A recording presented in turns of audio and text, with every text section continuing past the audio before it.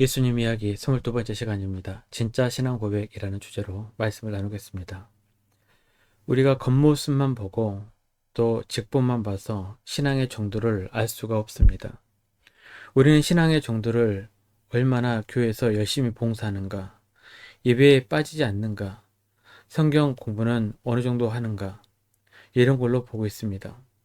물론 어느 정도 척도는 될 수가 있습니다.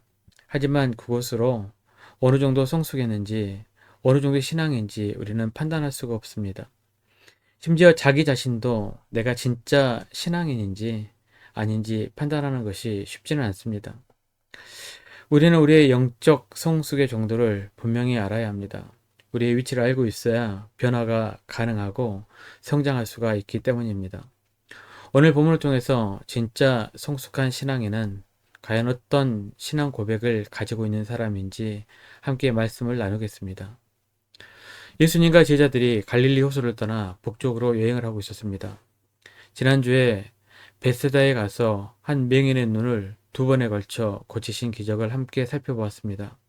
그리고 베세다를 지나서 오늘은 이스라엘의 북쪽에 있는 마을 중 가이사랴 빌립보 지방으로 가셨습니다. 이 지방까지 올라와서 예수님은 갑자기 제자들에게 질문을 던집니다. 27절입니다. 예수와 제자들이 빌립보 가이사랴 여러 마을로 나가실세 길에서 제자들에게 물어 이르시되 사람들이 나를 누구라고 하느냐.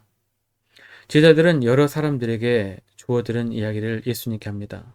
제자들은 아주 자랑스럽게 대답합니다. 우리 선생님 최고야 하듯이 세례 요한입니다.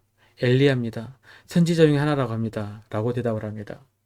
이 말을 들은 예수님은 다시 제자들에게 묻습니다. 그러면은 너희들은 나를 누구라고 하느냐?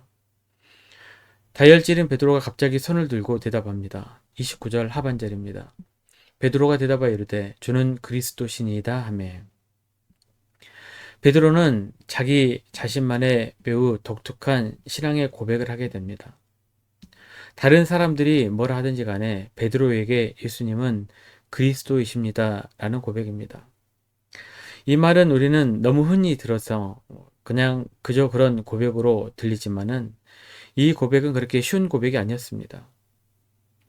우리는 그냥 예수님은 그리스도지, 우리는 하도 많이 들어서 그렇게 이야기하지만 이 베드로의 고백 뒤에는 뭔가 숨겨져 있는 그러한 상황들이 있었습니다. 다시 한번 우리가 보겠습니다. 27절에 보게 되면 예수님께서 어디에서 제자들에게 물으신 겁니까? 빌립보 가이사랴입니다. 가이사랴 빌립보라고 우리는 흔히 말합니다. 이 가이사랴 빌립보 지역은 그리스와 로마 시대까지 내려온 판이라는 신의 신전이 있었던 곳입니다. 수백 년 동안 이방 신이 숭배되었던 곳입니다. 또한 이곳은 로마 황제가 헤롯 빌립에게 준 지역으로 헤롯 빌립은 이곳 지명을 가이사랴라고 불렀고 또 다른 가이사랴 지역과 구분하기 위해서 가이사랴 빌립보라고 이름을 붙인 곳입니다. 이곳에 헤롯 빌립은 로마 황제를 위해 신전을 세운 곳입니다. 이곳에서 로마 황제는 권력과 부귀와 명예의 주, 더 로드였습니다.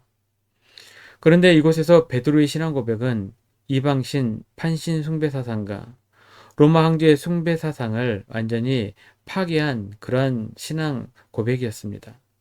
로마 황제가 주가 아니다. 이방신이 주가 아니다. 진짜 주는 그리스도 예수시다. 라는 그런 고백입니다. 정말 놀라운 고백이었습니다. 단순히 우리가 암송하듯이 반복적으로 외치는 그러한 고백과는 다른 고백입니다. 우리 입으로 예수는 그리스도, 예수는 주 이런 고백을 하지만은 베드로의 고백 뒤에는 어떻게 보면은 목숨을 건 죽음을 눈앞에 둔 그러한 고백이었습니다. 첫 번째 나누고 싶은 말씀은 이것입니다. 진짜 신앙은 참되고 진실한 신앙 고백을 하기 마련입니다. 한국 기독교 초기 신앙의 선배들이 조상 제사에 대해서 싸우다가 집에서 쫓겨나고 심지어 죽기까지 한 이유가 무엇일까요? 진짜 자기 신앙에서 우러나오는 그런 신앙 고백입니다. 행동으로 신앙 고백을 한 것입니다. 사랑하는 성도 여러분, 이러한 신앙 고백이 저와 여러분의 고백이 되시기를 주님의 이름으로 축복합니다. 예수님께서 베드로의 마음에서 우러나온 그러한 진짜 신앙 고백을 들으신 후 비로소 자신이 메시아다라는 것을 제자들에게 가르치십니다. 31절입니다. 인자가 많은 고난을 받고 장로들과 대제사장들과 서기관들에게 버림받아 죽임을 당하고 사흘 만에 살아나야 할 것을 비로소 그들에게 가르치시되, 이 구절에서 비로소라는 단어가 중요합니다. 이제 처음으로 가르치셨다라는 말입니다. 이 말을 들은 베드로는 다시 한번 급한 기질을 발휘하여 이렇게 말합니다. 아닙니다, 예수님. 예수님께서 죽으시면 안 됩니다. 물론 여기서 베드로가 예수님을 위한 말로 해석할 수도 있지만은 전체 맥락에서 보게 되면 베드로는 예수님의 죽음, 스승의 죽음에 동참하고 싶지 않았던 그런 생각이 있었던 것 같습니다. 베드로도 막상 죽을 생각을 하니 눈앞이 깜깜했던 것 같습니다. 그때 예수님께서는 이렇게 책망하십니다. 33절 하반절입니다. 사탄아, 내 뒤로 물러가라. 내가 하나님의 일을 생각하지 아니하고 도리어 사람의 일을 생각하는도다 하시고, 그리고 34절에 이렇게 말씀하십니다. 무리와 제자들을 불러 이르시되 누구든지 나를 따라오려거든 자기를 부인하고 자기 십자가를 지고 나를 따를 것이니라.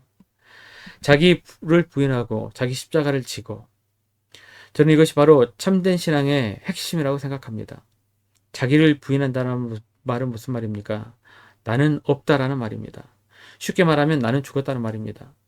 자기 십자가를 진다는 말도 죽음을 의미합니다.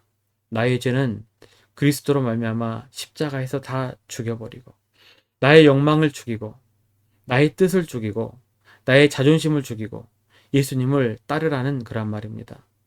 35절에 이렇게 말씀하십니다. 누구든지 자기 목숨을 구원하고자 하면 잃을 것이요 누구든지 나와 복음을 위하여 자기 목숨을 잃으면 구원하리라. 35절 9절 앞에 빠진 단어가 있습니다. 왜냐하면이라는 단어입니다. 우리말에는 없지만 원문에는 왜냐하면이라는 단어가 들어가 있습니다. 자기를 부인하고 자기 십자가를 지고 나를 따르라.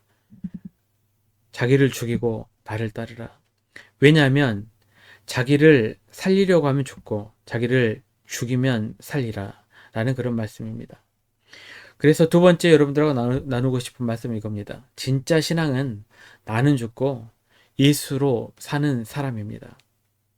진짜 신앙은 내가 없어져야 합니다. 내가 주인이 되면 가짜입니다. 나의 주인은 예수님이시면 됩니다. 갈라디아서 2장 20절 말씀입니다. 내가 그리스도와 함께 십자가에 못 박혔나니 그런즉 이제는 내가 사는 것이 아니요 오직 내 안에 그리스도께서 사시는 것이라. 이제 내가 육체 가운데 사는 것은 나를 사랑하사 나를 위하여 자기 자신을 버리신 하나님의 아들을 믿는 믿음 안에서 사는 것이라. 사랑하는 성도 여러분, 나의 죄악된 기질, 나의 모든 죄악된 습관들, 나의 자존감들, 이런 것들은 십자가에 다 못 박아버리고 예수님의 인격으로 이 땅에서 다시 살아나는 우리 모두가 되기를 주님의 이름으로 축복합니다.